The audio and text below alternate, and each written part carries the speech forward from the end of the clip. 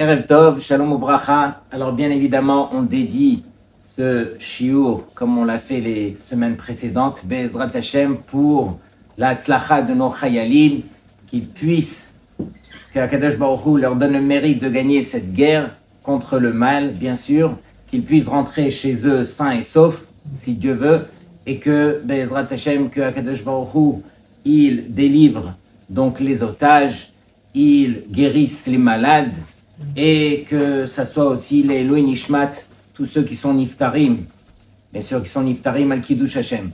Alors, cette semaine, Parashat Toldot, c'est la paracha des questions dans la Torah. On n'a pas idée combien de questions est-ce qu'il y a, mais on va essayer éventuellement de rentrer dans un sujet qui nous touche à tous. Tout le monde sait, tout le monde reconnaît que le tzaddik, c'est Yaakov. Tout le monde reconnaît, d'autre part, que le Racha, c'est Esav. Mais malheureusement, est-ce qu'on s'identifie pleinement à Yaakov toute notre vie? Ou bien des fois, il y a des moments dans notre vie où nous aussi, malheureusement, on peut ressembler à Esav.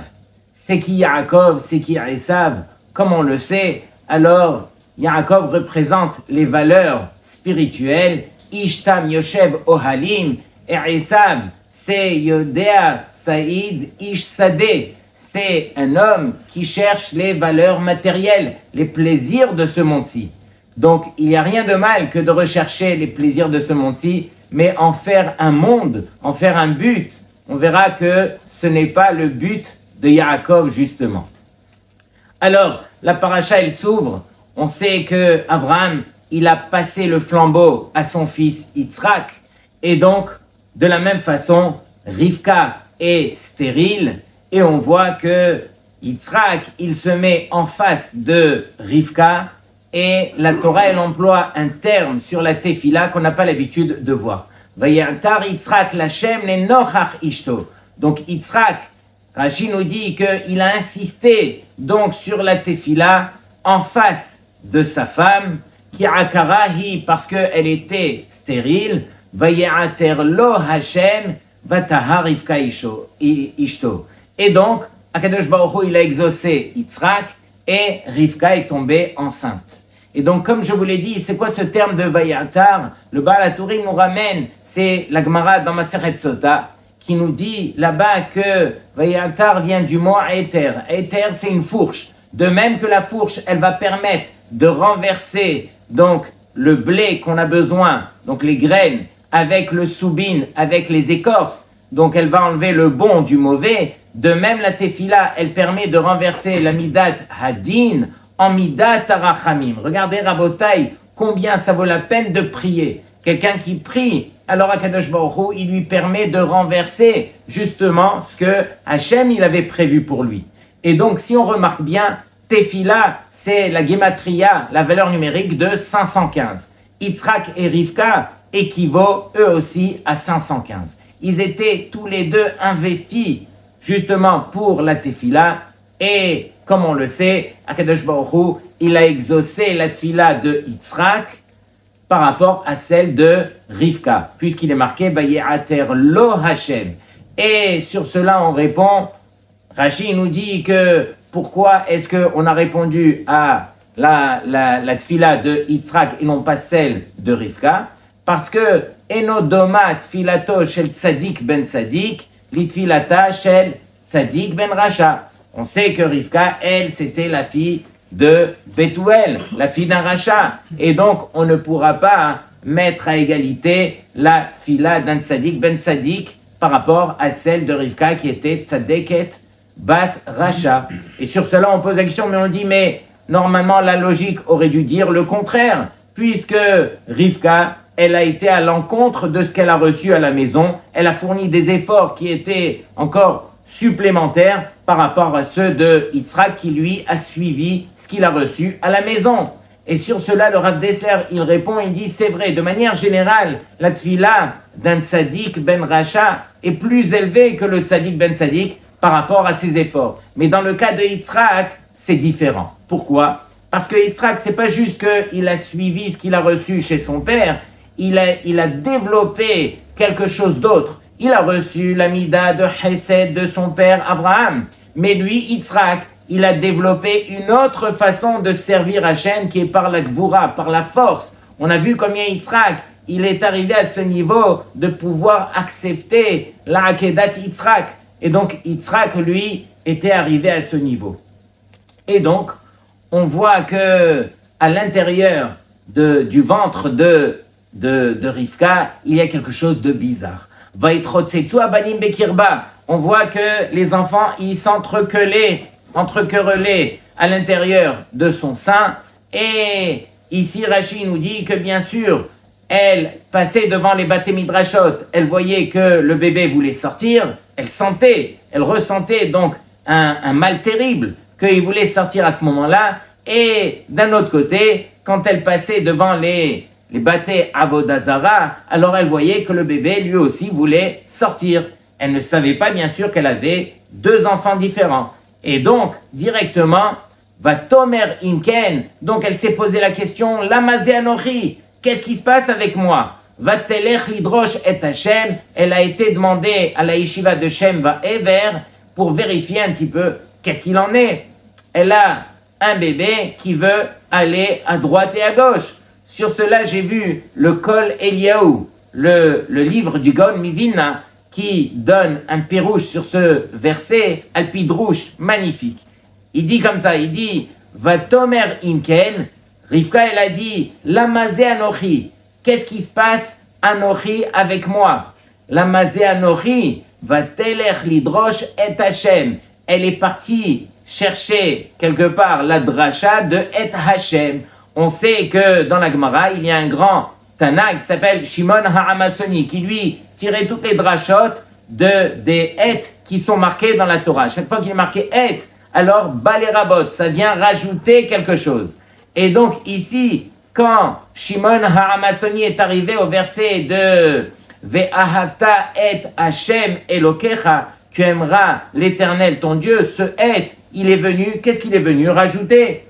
Et donc, on ne peut pas dire qu'il est venu rajouter une autre divinité, Chazve Shalom. C'est la raison pour laquelle lui, c'est Piresh, il s'est retiré de toutes ces drachot et il a dit que toutes ces drachot ne valent rien parce qu'il n'arrive pas à expliquer ce Ve'ahavta et Hashem Elokecha jusqu'à ce que Rabbi Akiva est arrivé et il a dit que le Et, dans ce verset, les rabbot, il est venu rajouter Talmidei Chachamim, que on se doit d'aimer les Talmidei Chachamim comme on aime Hachem. Imaginez combien on doit leur accorder d'importance. Et donc, quelque part, ici aussi, Rivka, elle s'est posé la question, elle s'est dit, mais qu'est-ce qui se passe avec moi? Le même enfant, il veut aller et à droite et à gauche, il est attiré par les deux, et sur cela, on lui a dit, mais non, ici, réellement, tu as deux goïms, tu as deux peuples à l'intérieur de toi, et finalement, ils vont se séparer, mais ce qui est le plus important dans le verset, c'est à la fin, Verav Ya'avod Tzaïr, et le grand servira pour le petit. Sous-entendu que c'est le petit ici qui aura domination sur le grand. Et donc Rivka, bien sûr, elle a reçu ça comme prophétie, et elle a gardé à l'intérieur d'elle. On continue, et on voit ici que Vayehav Yitzhak et Esav kitzaïd befiv, Verivka ohevet et Yaakov. On voit déjà qu'il y a une différence énorme. Il est marqué que Yitzhak, Vayehav, il aimait au passé et Esav, son fils Esav, kitzaïd befiv, parce qu'il lui en est du gibier, il s'occupait de lui. Verivka ohevet et Yaakov. Et Rivka, elle aimait Yaakov. Alors, Rabotai, tellement de questions ici. Les enfants ont fini par grandir et jusque-là, on ne voyait pas les différences. Jusqu'à environ l'âge de la bar mitzvah. Où là, il y a eu une différence terrible entre les deux, au point à ce que les parents, Yitzhak et Rivka, ils ont pris, quelque part, ils ont pris position. Un, il aime Esav et l'autre, il aime Yaakov. Est-ce que vous connaissez, vous, des parents qui vont prendre une position pareille, qui vont faire la différence entre les enfants? À plus forte raison, on parle de qui ici? On parle de Yitzhak Avinu, on parle de Rivka Imenu. Comment est-ce que chacun a pu faire une chose pareille?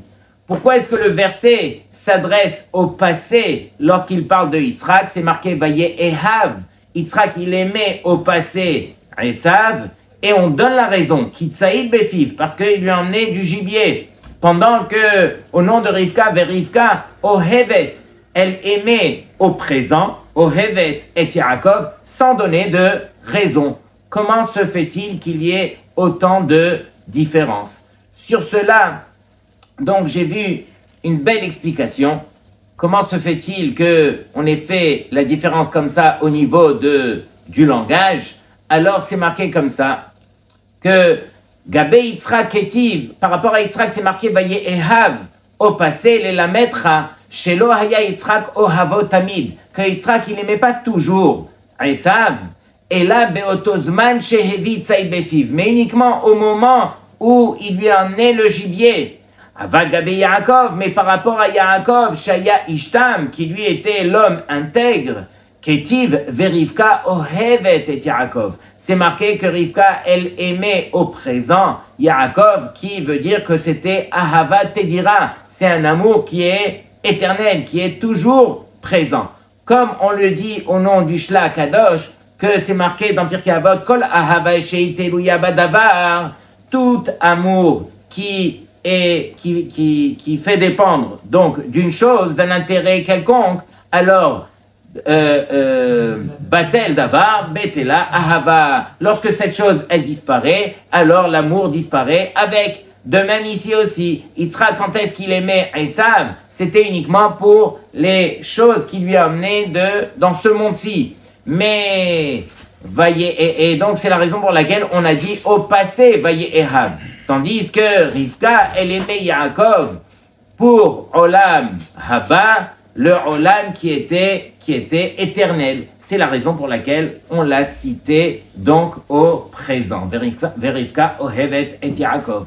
Et Rabotai, là, j'aimerais essayer de toucher à quelque chose qui nous touche à tous.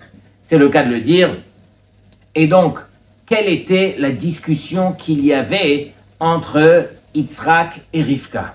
On voit que Yitzhak, alors d'un côté, il veut rattraper son fils Esav, mais Yitzhak est convaincu que le tzaddik c'est Yaakov, pendant que Rivka, elle ne voyait que Yaakov. Et encore une fois, j'ai vu quelque chose qui vraiment m'a fait réfléchir.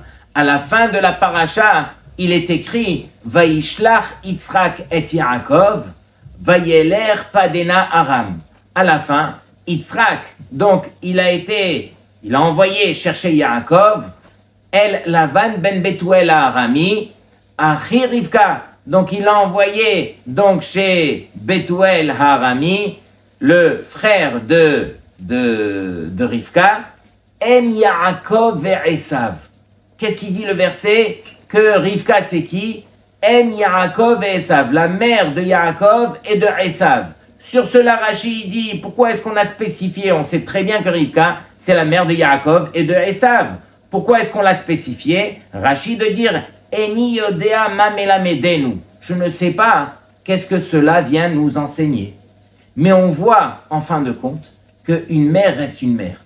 Une mère, elle est toujours attachée à son fils, quel qu'il soit tzaddik, qu'il soit racha. Et on le voit à la fin de la paracha qu'on a associé encore une fois le nom de Rivka à qui? À Yaakov vers Esav. On va y revenir. Mais, encore une fois, ici, on voit que Yitzhak et Rivka, quelle est la réelle discussion qu'il y a entre eux? Et donc, comme on a dit, c'est que Yitzhak, lui, il savait que Yaakov, c'était le tzaddik. Et donc, le tzaddik, il sera jugé par Hachem en tant que tzaddik. Il n'a pas besoin réellement de recevoir ses brachot. Et donc, ces brachot, je préfère les accorder à mon fils Esav pour que ça permette à Esav de lui donner la chance de revenir, de retrouver la bonne voie. Et n'oubliez pas, Rabotai, que Esav, c'est pas Ishmaël, c'est pas un goy, c'est un Yehudi, c'est le fils de Yitzhak. Mais malheureusement, c'est un Yehudi qui est moumar. C'est quoi un Yehudi moumar? C'est un Yehudi qui est attaché quelque part par les plaisirs de ce monde-ci. Il est tellement attaché qu'il en perd la raison. Et un juif n'a pas le droit d'être attaché justement au plaisir de ce monde-ci. On a le droit d'être attiré, on peut de temps en temps, mais rester avec cette attache, alors c'est ça ce qui repousse le juif de ce monde-ci. Et donc, Rivka, elle disait à Yitzhak, écoute, on ne pourra pas justement accorder les brachot à Esav. Parce que dans Esav, il y a peut-être une étincelle, comme on va le voir tout de suite, une étincelle de Kedusha, mais qui est tellement enfermée dans des couches de Toum'a que ça servirait à rien d'accorder ces brachot à Esav. Il les prendrait et les utiliserait uniquement dans le mal. Pendant que le but de Yaakov, c'est justement de faire sortir Esav, justement de cette boue, et de le rapprocher vers Hachem. On voit au milieu de la paracha, on voit que Abraham, Avinu, il est niftar. Et on sait que pour un endeuillé, alors ce n'est pas les personnes, la famille de l'endeuillé qui doivent cuisiner, c'est ni l'endeuillé et ni son épouse, mais ça doit être quelqu'un de l'extérieur. Pourquoi? Parce que si ce sont les endeuillés qui vont cuisiner le plat, alors ça sera un mauvais signe pour tous ceux qui vont en profiter. Et donc, on voit que ce plat de lentilles, il a été fait par Yaakov Avinu lui-même, de son argent, de son propre argent. Et donc, il a fait le plat de lentilles, justement, le jour où Avraham Avinu est niftar, revient des champs, qui c'est Esav, son frère, qui revient des champs où il a fait les 5 plus grandes avérotes, où il a profité des plaisirs justement de ce monde-ci. Entre autres, il a tué Nimrod, il lui a volé son vêtement où il y avait bien sûr les animaux, où il pouvait chasser, où tout le monde avait peur de lui. Il a été avec une Neara Meurasa, il a pris une femme qui était fiancée déjà, etc. Et donc, il revient des plaisirs de ce monde-ci. Et là, je vais vous faire un discours qui n'est pas mentionné dans le texte, mais qu'on peut imaginer. Arrivé après tous les plaisirs de ce monde-ci, alors Esav se retourne vers Yaakov et il lui dit, mon frère Yaakov, jusqu'à quand tu vas te balancer devant ce livre? Fais ta prière, mange cachère, étudie un petit peu, mais profite des plaisirs de ce monde-ci. Hachem nous a mis dans ce monde-ci pour en profiter. Pourquoi est-ce que toi, Yaakov, tu ne fais que étudier? C'est tout ce que tu es venu faire sur terre. Et tous les plaisirs de ce monde-ci, qu'est-ce que tu en fais? Bonne question, Esav. Mais Yaakov Avinu se retourne vers Esav et il lui dit, regarde, tu reviens justement des plaisirs de ce monde-ci. Mais la Torah, elle témoigne, Vehu Ayef, et il est fatigué. De quoi tu es fatigué? Tu reviens des plaisirs de ce monde-ci et tu es fatigué. Je vais t'enseigner, mon frère, c'est quoi la réalité? C'est que si on ne fait que profiter des plaisirs de ce monde-ci, dans le sens de leur accorder un but, alors il faut savoir que justement, alors on sera fatigué. Parce qu'un homme sur terre, un Ben Israël, ne pourra profiter des plaisirs de ce monde-ci que s'il lui accorde l'équilibre qu'il y a entre son corps qui est attiré par les plaisirs de ce monde-ci et sa neshama qu'on est obligé de nourrir par les plaisirs spirituels, par le limoud, par les ma'asim tovim, par les mitzvot. Et donc Yaakov Avinu, il explique à Esav, nous les Bnei Israël, on est obligé de retrouver cet équilibre. Tu as le droit d'aller en vacances, mais va en vacances avec ta Gemara, va étudier, donne un sens à ce matériel que tu as été recherché parce que tu en avais besoin. Mais encore une fois, il faut trouver l'équilibre. On ne pourra pas faire de ce matériel un but en soi. Et celui qui fait de ce matériel un but en soi, il sera toujours fatigué. La preuve en est, c'est que ça vous est déjà arrivé de revenir de vacances où vous n'avez pas pris votre Gemara avec vous. Et quand vous revenez de vacances, il vous faut des vacances pour vous reposer des vacances que vous avez prises. Pourquoi? Behu Ayef. Abotai. On n'est pas Esav, on est Yaakov. Et donc, j'ai vu quelque chose de magnifique au nom du père du rabbi de Lubavitch, qui lui-même était un grand Mekoubal.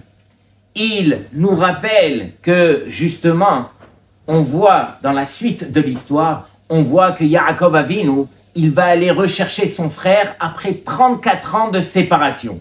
Et pourquoi ils se sont séparés? Parce que justement, Esav, lui, voulait tuer Yaakov. Il a dit, une fois que mon père sera niftar, alors j'irai pour me venger contre Yaakov.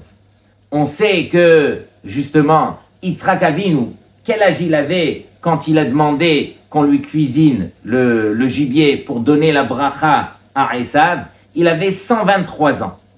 Et Yitzhak, il se disait, mais 123, c'est pas loin des 127, où ma maman est nifteret. Et donc, je dois faire tchouva à ce moment-là. Quand on est à 5 années de la ptira des parents, alors il faut faire tchouva. Et donc, Yitzhak, à ce moment-là, il a jugé bon de donner les brachot justement, à Esav. Et c'est la raison pour laquelle il l'a convoqué, justement, pour lui donner les brachot.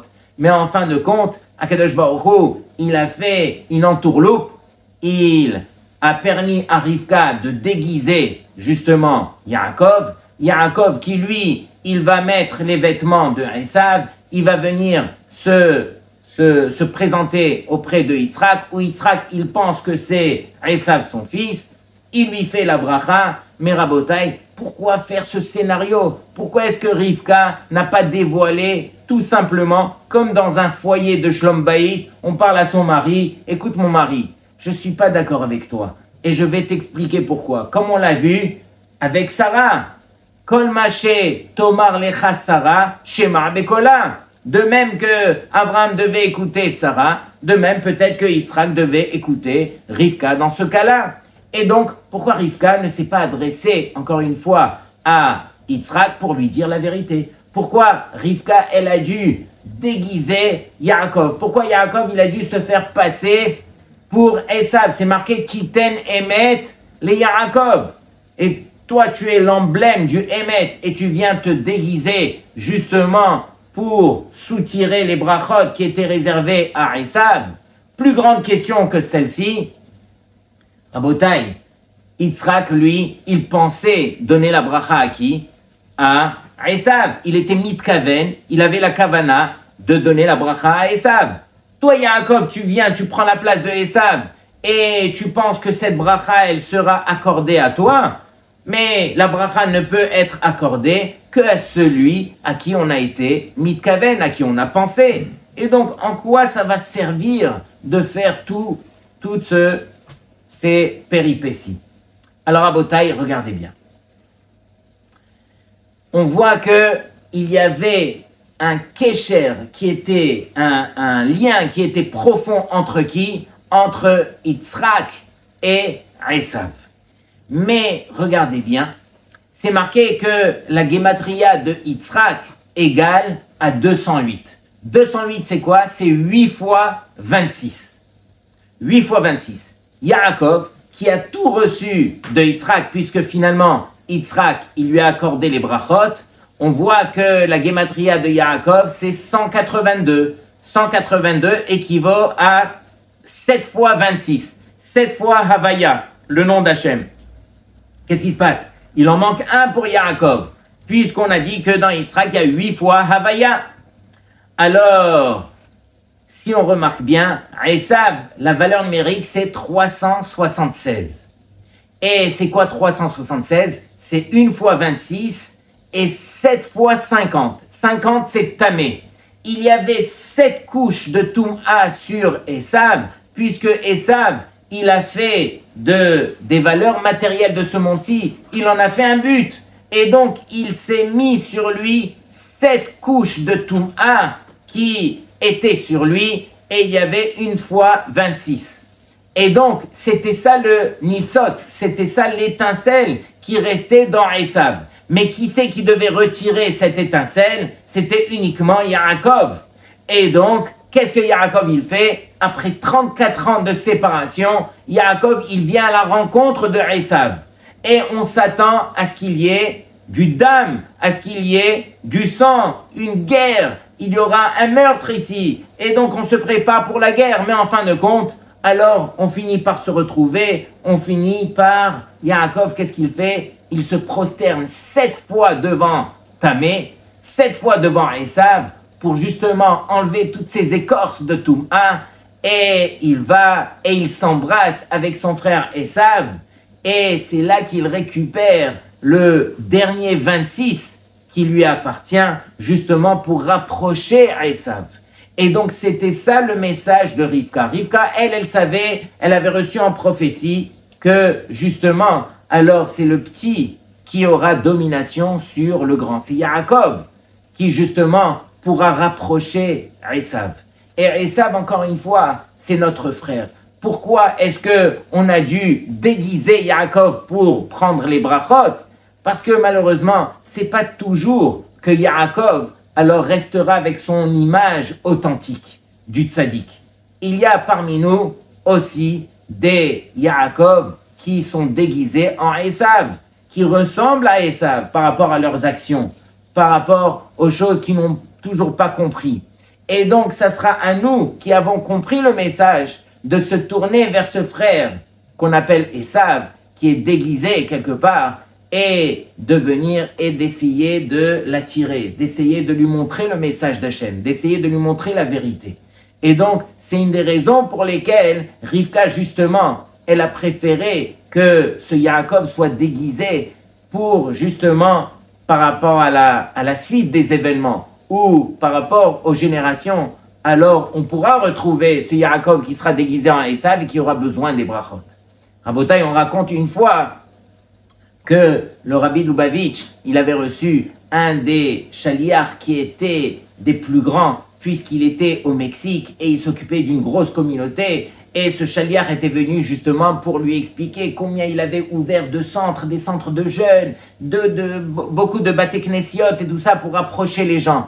Et le Rabbi lui a dit, c'est magnifique ce que tu as fait, mais est-ce que tu t'es occupé de ceux qui sont en dehors de ces centres que tu as créés, ceux qui sont encore dans la rue, ceux qui n'ont toujours pas réalisé la vérité? Et là, le chaliard s'est tu, il ne savait plus quoi dire. Et donc le rabbi, quelque part, voulait uniquement le rappeler à l'ordre qu'on est là justement pour s'occuper de tous, pour montrer la vérité, pour montrer surtout l'exemple. Quand on sait le faire à Botaï, parce qu'il n'y a rien de pire que celui qui vient au nom de la Torah, au nom de la vérité, mais qui ne sait pas transmettre le message. Le message de la Torah est tellement beau, tellement gentil, tellement rempli de paix et de ahava surtout et d'amour, que c'est uniquement si on ressent cela dans notre cœur qu'on pourra se tourner vers notre frère pour essayer de le rapprocher. Si on n'y arrive pas de la sorte, alors au moins compris.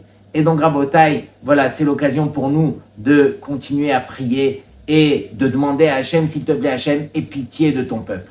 J'aimerais, s'il vous plaît, avec votre permission, vous citer le Yalkut Shimoni dans le Navi Yeshayahu.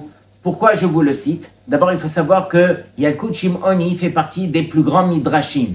C'est un leket, c'est un recueil des grands midrashim qui a été compilé il y a 750 ans, mais on ramène ici des écrits de il y a 2000 ans, puisque je vais vous citer les paroles de Rabbi Yitzhak, un des grands Tanaïm, et Rabbi Yitzhak ici va nous dévoiler un des scénarios qui pourrait se dévoiler si on a le mérite.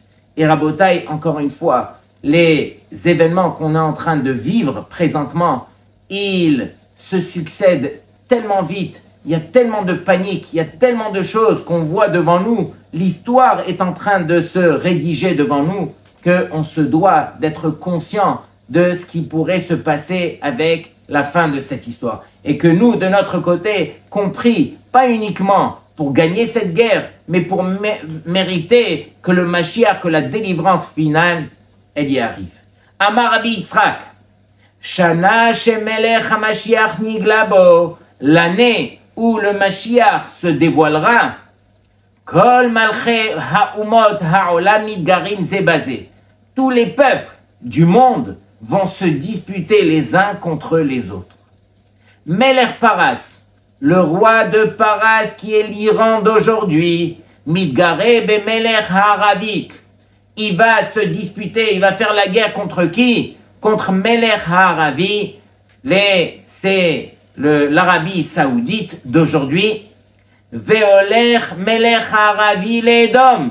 Et on voit que ce roi d'Arabie Saoudite, il va aller se concerter avec qui? Avec le roi de Arsot Abrit, des États-Unis. Litol Etzamehem, pour demander conseil. Vechoser Meler Paras, et reviendra le roi d'Iran, Umahariv et Kol Haolam, et il détruira tout le monde. Vekol Umot Haolam, et tous les peuples qui resteront sur terre, alors Midrashim ou Midbaalim, ils auront très peur, ils vont être complètement désemparés. Venoflim alpenehem, et ils tomberont sur leur face. Veyechos otam tsirim ketzirei yoleda, et ils seront pris par des douleurs de l'enfantement comme des, comment on dit quand une femme elle a des contractions. Ve'Israël mitrashim ou mitbalim, et même les béné Israël, ils auront tellement peur, ils vont dire les chanavo venener, où est-ce qu'on va aller, où est-ce qu'on doit aller, qu'est-ce qui va se passer avec nous? Ve'omer lahem akadosh baruch hu, et akadosh baruch hu, il leur dira, Banaï al titiahu, mes enfants, n'ayez crainte. Kol ma she'asiti, tout ce que j'ai fait devant vous, lo asiti et la bishvilchem, je l'ai fait uniquement que pour vous, que pour votre bien. Mipnema temitiarim, pourquoi avez-vous peur? Higi azman geulatrem, et comme ça Hachem, il dira, est arrivé le moment de votre geoula, et donc n'ayez crainte, vous mériterez justement la geoula. Donc Rabotai, la geoula, ça dépend de nous, ça dépend de combien on est convaincu que tout dépend de notre bouche, combien on va accorder d'importance. C'est marqué Vayatar Yitzhak, les Nochach Ishto ki akarahi. Elle était stérile, il s'est mis à pleurer, il s'est mis à prier. C'est ça notre force. Rabotai, on sait que la plus grande bracha qu'il avait Avraham Avinu, c'était que tout ce qui sortait de sa bouche était considéré comme une bracha, et cette bracha, il l'a accordée à qui? À Yitzhak. C'est ça le flambeau du clan d'Israël. Que la grande force qu'on a, nous, les béné Israël, c'est dans notre bouche, c'est dans notre tefila. Shabbat shalom les kulchem.